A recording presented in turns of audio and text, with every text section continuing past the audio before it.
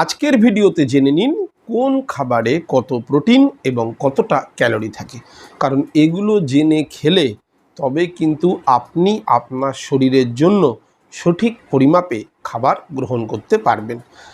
একটা রুটিতে 3 gram protein থাকে আর তার সঙ্গে থাকে 100 ক্যালোরি। যদি 250 গ্রাম ভাত খান তাহলে তাতে 5 গ্রাম প্রোটিন থাকে, 270 ক্যালোরি থাকে। এক বাটি ডালে থাকে 9 গ্রাম প্রোটিন এবং 200 ক্যালোরি।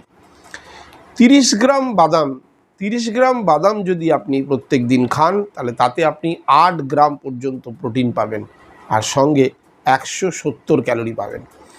100 গ্রাম পনির যদি আপনি খান তাহলে আপনি 18 গ্রাম প্রোটিন পাবেন আর 260 ক্যালোরি তার মধ্যে আছে। যদি 100 গ্রাম সোয়াবিন আপনি খান তাহলে 100 গ্রাম সোয়াবিনে 52 গ্রাম পর্যন্ত প্রোটিন আছে আর পেয়ে যাবেন 345 ক্যালোরি। সুতরাং সঠিক প্রোটিন নির্বাচন করুন, তার সঙ্গে পরিমাপ নির্ধারণ করুন যাতে যে পরিমাণ ক্যালোরি আপনার শরীরে যাচ্ছে তাতে আপনার শরীর যেন স্থূলতার শিকার না হয় এবং আপনি যেন চলে ফিরে সারাটা জীবন সুস্থভাবে বাঁচতে পারেন।